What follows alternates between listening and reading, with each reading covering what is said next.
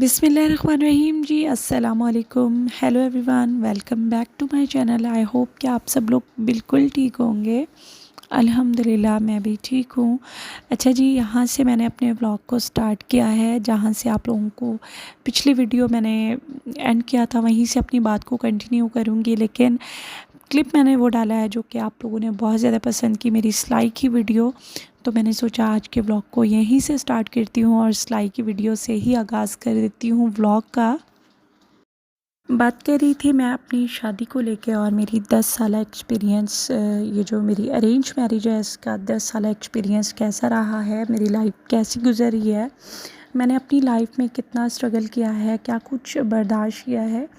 तो जो लोग न्यू मेरे साथ जुड़े हैं और उनको कुछ भी समझ में नहीं आ रहा, तो मेरी पिछली वीडियो जाके देख लें, उनको समझ में आ जाएगा कि मैंने स्टोरी कहाँ से शुरुआत की इस स्टोरी की।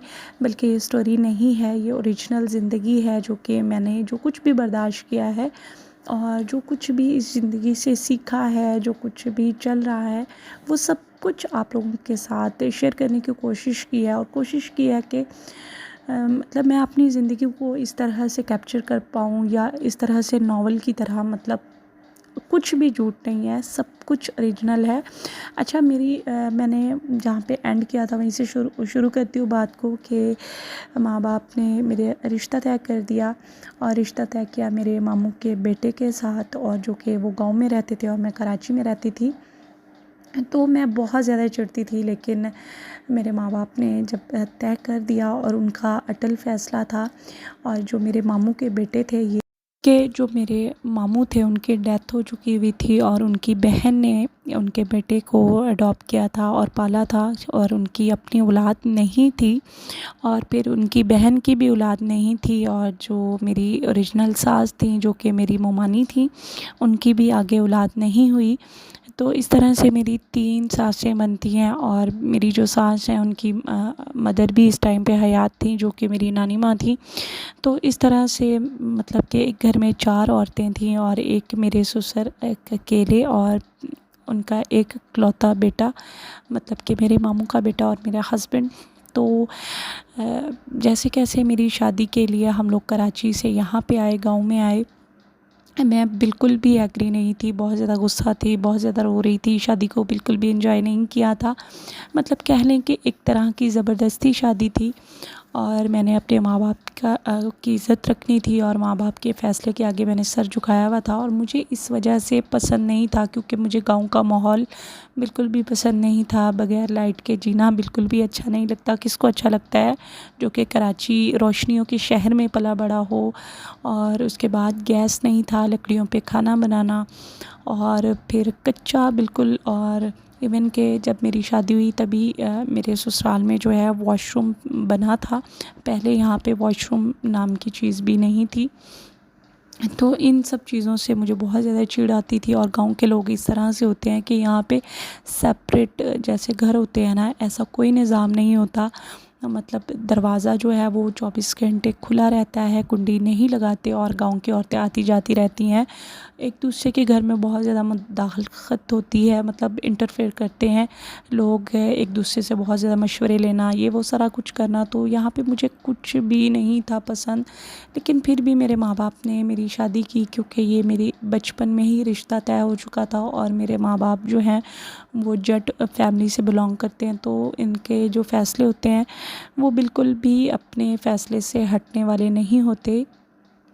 तो जैसे कैसे मेरी शादी हो गई और मेरे माँ बाप ने कराची से यहाँ गांव में आके मेरी शादी की, और ख़ुद ये लोग कराची चले गए। और जब पहली मर्तबा ये लोग वापस जा रहे थे, तो बस मैं बहुत ज़्यादा बीमार हो गई थी और मेरे लिए बहुत मुश्किल था। शादी के वलीमे के बाद ये लोग चले गए थे।